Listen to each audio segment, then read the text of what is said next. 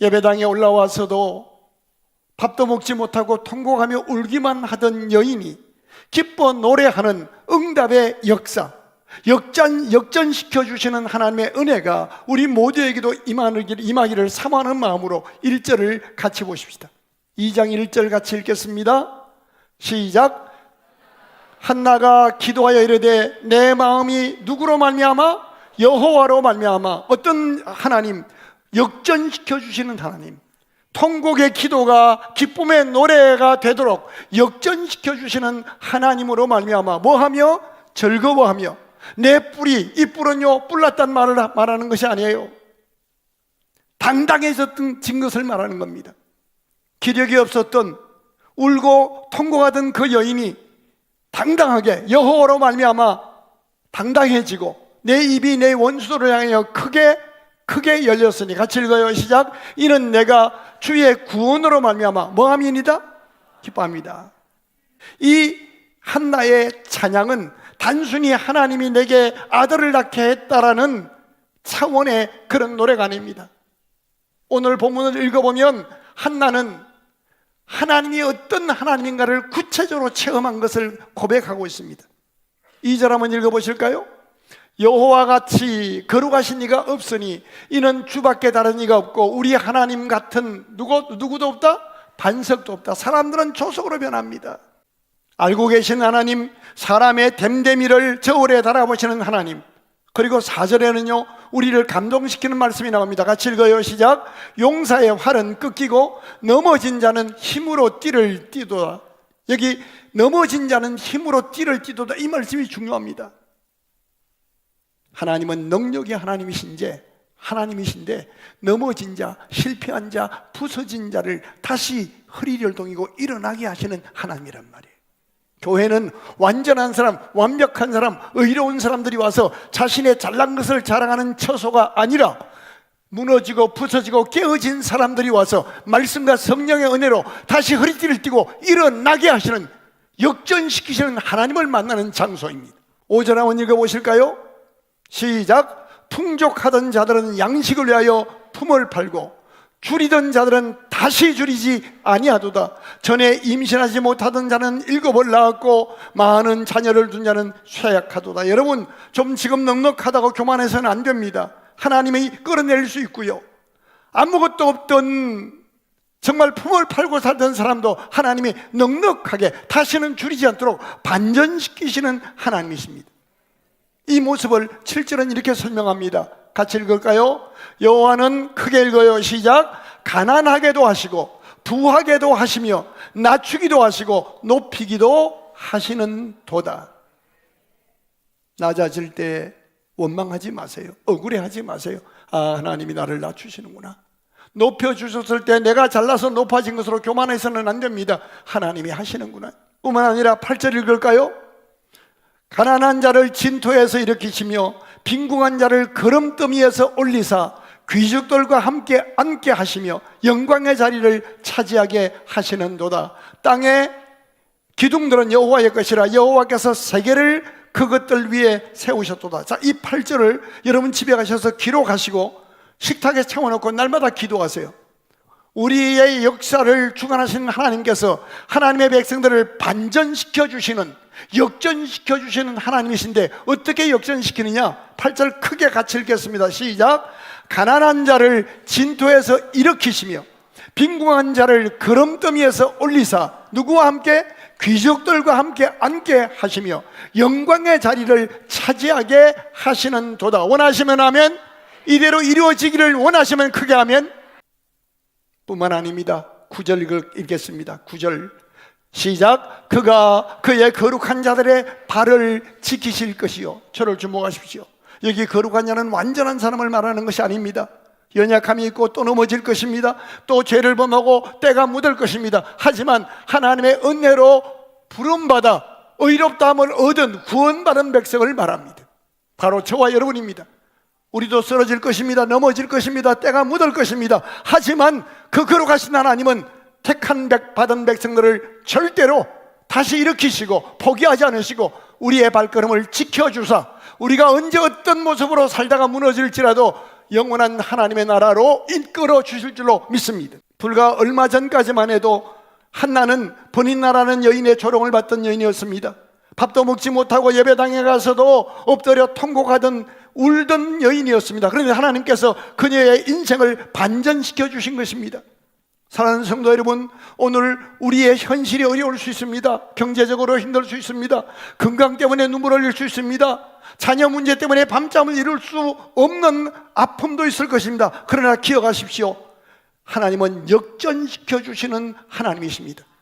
예수님이 십자가의 로마 병사에서 달아 돌아가셨을 때 실패한 줄로, 로마 병사는 이긴 줄로 생각했습니다. 하지만 주님은 죽음을 이기시고 부활하셔서 역전시켜 주시는 하나님이심을 증명하셨습니다. 믿음의 사람 요셉은 자신의 친형제들에게 인신맘에 당해서 죽을 고생을 했지만 하나님은 그를 그 당시 최강대국이었던 애굽의 국무총리로 역전시켜 주셨습니다. 다윗은 목동이었지만 물맷돌 몇 개로 한순간 이스라엘의 2대 왕이 되는 역사의 주인공으로 역전시켜 주셨습니다. 오늘 본문의 주인공 한나라는 여인은 임신하지 못하는 여인이었지만 믿음의 거장 사무엘의 어머니가 되는 은혜로 허락해 주셨습니다. 하나님은, 우리는 현재를 봅니다. 문제를 봅니다. 그런데 하나님은 우리의 미래를 보시고, 우리는 연약하여 좌절하지만 능력의 하나님은 우리를 다시 일으켜 주셔서 영광의 자리에 앉혀주시는, 역전시켜 주시는 하나님이십니다. 오늘 눈물이 마지막 장면 아닙니다. 하나님은 아직 내 삶을 끝내지 않으셨습니다. 하나님은 오늘 우리의 현재가 아니라 우리의 마지막을 보고 계십니다. 하나님의 부르심을 입은 그리스도인들의 마지막을 성경은 어떻게 약속하고 있나요? 로마서 8장 30절 같이 읽겠습니다. 크게 읽겠습니다. 시작. 또 미리 정하신 그들을 또한 뭐 하시고? 하나님이 먼저 정하셨어요. 그리고 어떤 전도자를 통해서 누군가를 보내서 어떤 상황과 사건을 계기로 만들어 주셔라도 발걸음을 인도하셔서 부르십니다. 부르신 그들을 그냥 의미 없이 교회 다니게 하는 것이 아니라 진리의 말씀이 깨달아 알아질 수 있도록 들려주시고 감동하시고 조명하셔서 어느 날 예수님을 구주와 주님으로 영접하여 고백하게 하셔서 의롭다함을 얻게 하십니다. 부르신 그들을, 정하신 그들을 부르시고 부르신 그들을 의롭다 하시고, 그렇게 구원받은 우리의 인생 여러 가지 지지고 볶는 사건이 많겠지만 그 여정을 통과해 가는 동안에 우리를 성화시켜 주시고, 우리가 언젠가 병들어 사고로 언젠가 죽게 되겠지만 우리를 신령한 몸으로 부활시켜 영화롭게 하십니다. 우리의 인생, 크리스찬의 인생의 마지막은 영광입니다. 자, 그리고 오늘 본문은 우리 인생의 마지막을 이렇게 설명합니다. 본문 2장 8절을 다시 한번 하겠습니다. 같이 읽어요. 시작. 가난한 자를 진토에서 일으키시며 빈궁한 자를 거름더미에서 올리사 귀족들과 함께 앉게 하시며 영광의 자리를 차지하게 하시는도다. 이것이 우리 삶이에요. 오늘 무너진 것 때문에 그러지 마세요.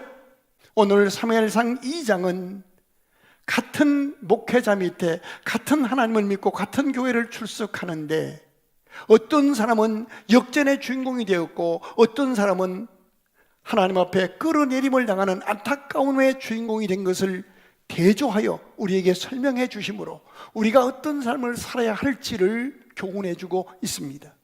11절 같이 읽겠습니다.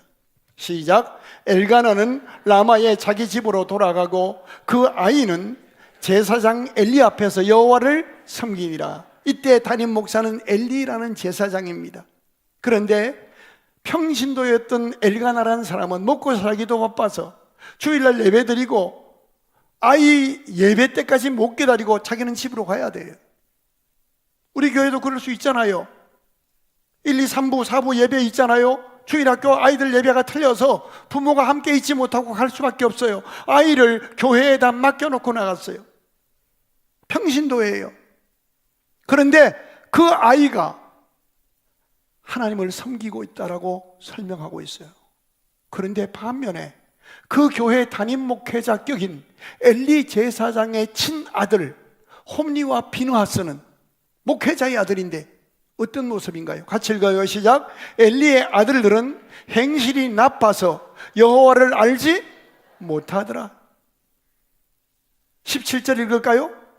이 소년들의 죄가 여호와 앞에 심히 크면 그들이 여호와의 제사를 뭐 하였더라? 목회자의 아들이에요. 장로의 아들이에요. 권사의 딸이에요. 그런데 예배를 멸시해요. 그럼에도 불구하고 반면에 사무엘이라는 어린아이는 아직 어린아이입니다. 그의 부모가 직분자 아닙니다. 먹고 사는 일 때문에 자신의 어린 아들 사무엘을 교회에 맡겨놓고 자기 집으로 먼저 가야 하는 형편입니다. 그런데 성경은 어떻게 기록해요? 그 아이는 엘리 앞에서 하나님을 뭐하니라? 섬겼더라. 18절 읽어보실까요?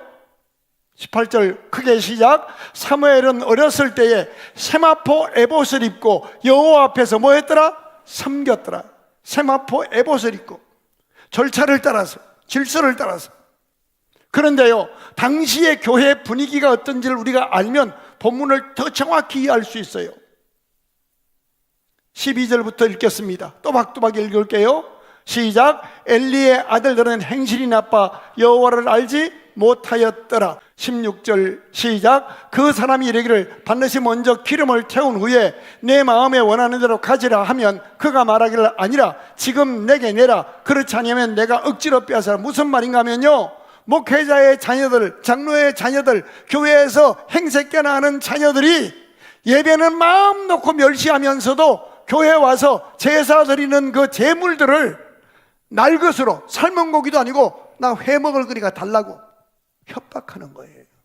그리고 그 다음 절을 읽어보면요, 교회 안에 있는 여자들을 성폭행해요. 여러분, 이 정도가 되면 그 당시 교회 분위기를 알 수 있잖아요. 성경 계속 읽어가다 보면 엘리 제사장은 곧 하나님 앞에 죽임을 당합니다. 그 가문이 다 완전히 멸문지화를 당합니다. 영적으로 어두워진 상태예요. 교회 속에 목회자 자녀, 장로 자녀, 권사 자녀들이 덕스럽지 못하고 신앙생활 엉망으로 하면서 교회를 이용만 해먹는 거예요. 그러면 시험될 만한데, 그러함에도 불구하고 한나라는 사람과 그 아버지 엘가나는 신실하게 예배 생활을 잘했고, 예배 시간이 오면 다 내려놓고 가서 예배 드렸고, 중요한 것은 그렇게 기도하여 태어났던 어린이 사무엘은 사람들이 어쩌든 말든 환경에 밀리거나 사람에 밀리지 아니하고 여호와 앞에서 뭐 했더라? 섬겼더라 하는 거예요. 어린이 사무엘은 엘리 앞에서 타락한 주의 종 앞이지만 그 타락한 주의 종 때문에 흔들리거나 그 비난하면서 신앙을 떠나는 것이 아니라 엘리 앞에서 여호와를 섬겼더라. 여러분, 이 구절을 우리 생활 속에 적용해서 한번 고백해 보세요. 내게 상처만 주고 내게 아픔만 주고 내게 짐만 지우는 무능력한 남편 앞에서 여호와를 섬기니라. 내게 물려준 것이 없고 상처만 물려준 덕스럽지 못한 부모님 앞에서도 하나님을 섬기며 그 부모님을 평가하지 아니하고 판단하지 아니하고 하나님이 나의 생명을 허락하도록 축복의 통로로 세우신 부모를 공경하는 것이 하나님을 섬기는 거예요. 이어서 21절은 이렇게 표현해 줍니다. 같이 읽을까요? 여호와께서 한나를 돌보시며 그로 하여금 임신하여 세 아들과 두 딸을 낳게 하셨고 아이 사무엘은 여호와 앞에서 뭐하니라? 자라니라. 여기 자라니라에 줄쳐놓으세요. 중요한 것은 환경이 아닙니다. 위치가 아닙니다. 중요한 것은 중심이요 방향입니다. 엘리 앞에서 이 말은요, 사람들이 덕스럽지 않고 사람들이 내게 시험거리가 되고 사람들이 내 인생 앞길을 막을지라도 나는 절대로 사람에게 휘둘리지 않고 살아계신 하나님을 섬기리라. 아멘. 그리고 여호와 앞에서 자라니라. 은혜의 자리, 사명의 자리를 떠나지 않고 나는 이 일을 통해서도 성장해 가리라.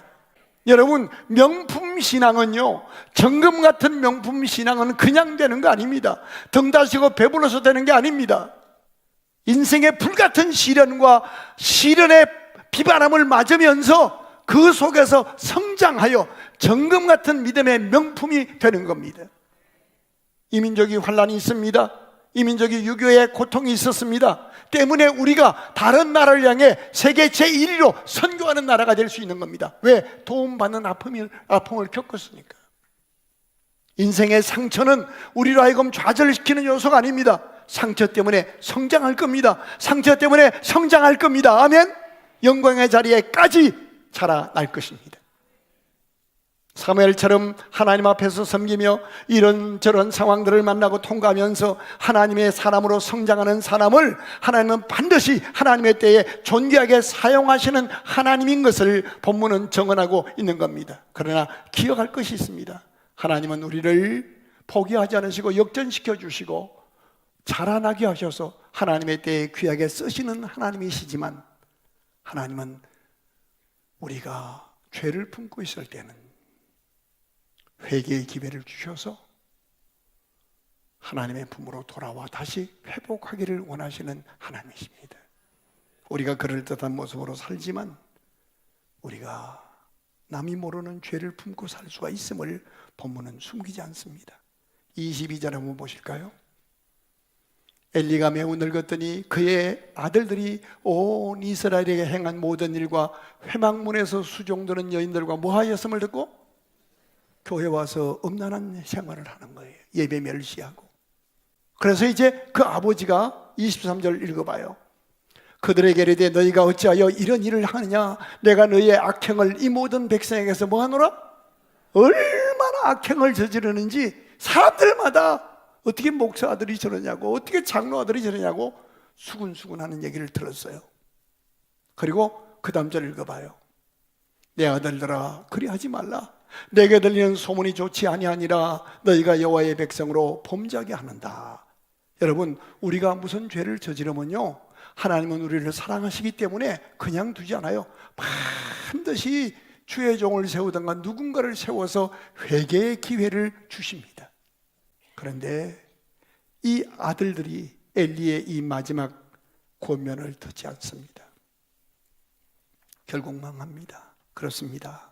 죄도 마찬가지입니다. 처음에는 작은 불평입니다. 나중에 자라나서 원망으로 자라납니다. 처음에 작은 욕심이었습니다. 나중에 탐욕이 됩니다. 처음에 작은 상처였습니다. 나중에 그 상처가 미움과 분노로 자라납니다. 회개는 빠를수록 좋습니다. 하나님은 우리가 완전한 것을 원하지 않습니다. 저도 여러분도 다 실수할 수 있고 넘어질 수 있고 하나님이 싫어하는 죄된 모습일 수 있습니다. 그러나 성령이 감동하실 때, 기회가 주어질 때 예수 그리스도 의지하여 하나님께로 돌아오면 살아납니다. 끝까지 자기에 합리화하고 회개치 아니하면 하나님의 반전시키는 역사는 사라집니다. 가장 중요한 것은 이제 엘리 제사장과 그 가문은 무너집니다. 갑자기 뒤로 넘어져서 목이 부러져 죽습니다. 그리고 그 임신했던 자기 며느리가 난산합니다. 완전히 가문이 풍미박산이 납니다. 이제 끝난 것처럼 보입니다. 그러나 기억하십시오. 하나님은 무너진 시대에도 반드시 남은 자를 남기시고 하나님의 구원과 축복의 역사를 시작하시는 하나님이십니다. 한 문을 닫으실 때에는 반드시 또 다른 문을 여시는 하나님이십니다. 이 하나님이 인간의 몸으로 오셔서 우리에게 설명합니다. 내가 길이요 진리요 생명이니라 라고 예수님이 말씀하셨습니다. 35절 읽으시고 말씀을 정리합니다. 시작. 내가 나를 위하여 충실한 제사장을 일으키리니 그 사람은 내 마음 내 뜻대로 행할 것이라. 내가 그를 위하여 견고한 집을 세우리니 그가 나의 기름 부음 받은 자 앞에서 영구히 행하리라. 그래요. 다 무너진 것 같아도 하나님은 그 가문에, 그 교회에, 그 도시에, 그 민족에 반드시 하나님의 마음에 합한 사람을 세우시고 충실한 제사장을 세우셔서 다시 회복케 하시고 다시 살아나게 하시는 하나님이십니다. 사람이 실패해도 하나님은 계획을 포기하지 않으십니다. 시대가 어두워져도 하나님은 일하십니다. 엘리 제사장이 무너질 때 하나님은 이미 사무엘을 준비하고 계셨습니다. 사울이 무너질 때 하나님은 믿음의 용사 다윗을 예비하셨습니다. 우리에게도 마찬가지입니다. 하나님은 어제나 오늘이나 그때나 지금이나 동일하신 살아계신 하나님이십니다. 나라가 혼란스러워 보여도, 사회가 어려워 보여도, 가정이 힘들어 보여도 하나님은 지금도 일하고 계십니다. 우리 눈에 보이는 것은 현재의 좌절이지만 하나님은 미래를 보십니다. 빛나는 미래를 준비하고 계십니다. 바로 우리가 가문과 후손들을 복되게 하고 열어야 할 하나님이 예비하신 남은 자입니다. 과거에 대한 불만, 오늘의 불평, 미래에 대한 불안 십자가 밑에 내려놓고 감사하고 감탄하며 하나님의 손 붙들고 다시 일어날 수 있기를 바랍니다. 사무엘상 2장은 우리에게 네 가지의 하나님의 모습을 소개합니다. 우리 인생을 역전시켜 주시는 하나님, 넘어지고 죄를 범했을지라도 돌아오라 부르시고 기다리시고 돌아오면 살려주시는 하나님,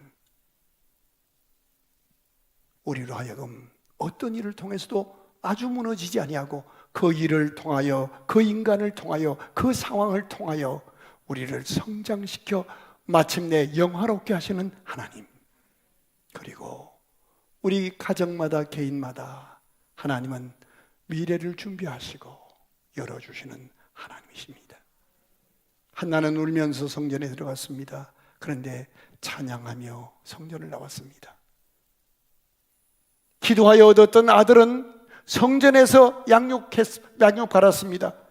작은 아이였지만 엘리 앞에서도 하나님을 섬겨서 어두워진 민족을 회복시키고 하나님의 역사를 이끌어낸 위대한 믿음의 지도자로 쓰임받게 되었습니다. 혹 간절히 기도하고 최선을 다하고 있으면서 풀리지 않는 어려움으로 인해서 지금 눈물의 자리에 계신가요? 기도가 응답되지 않는 것 같은 막막함이 계신가요? 사람들이 인정해 주지 않고 가장 가까운 이웃인 가족들이 나를 홀대하는 것 같아서 서러움에 몸부림하는 사람이 있으신가요? 낙심하지 마십시오. 한나의 하나님은 지금도 살아계십니다.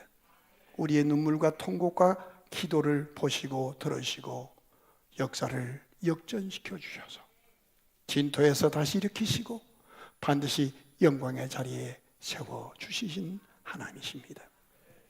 예수 그리스도의 십자가에서 죽으셨을 때 실패자라고 생각했을 거예요.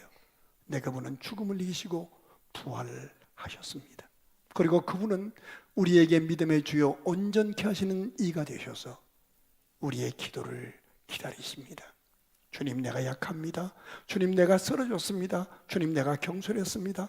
하지만 부활하신 주님, 나의 구주여 주님 되신 주님, 길이요 진리요 생명이신 주의 이름 부르며 다시 일어나오니 주여, 오늘 여기서 은혜의 자리, 사명의 자리를 떠나지 않고 버티게 해주시고 역사를 반전시키시는 하나님을 만나 하나님의 영광을 노래하며 살게 하여 주옵소서. 사무엘상 2장의 한나의 기쁨의 노래가 내 인생에도 불려지게 하옵소서. 한나는 뒷면만 보다가 울었습니다. 그러나 하나님은 이미 사무엘이라는 기쁨의 아들을 예비하고 계셨습니다. 하나님은 지금도 우리의 눈물을 보십니다. 우리의 기도를 들으십니다. 우리를 생각하십니다. 그리고 역사의 주인공으로 세워서시기를 원하십니다. 포기하지 마십시다. 한 번 더 기도하시고 한 번 더 도전하십시다. 우리의 인생에도 반드시 사무엘 2장의 역전의 드라마가 그대로 이루어질 줄로 믿습니다.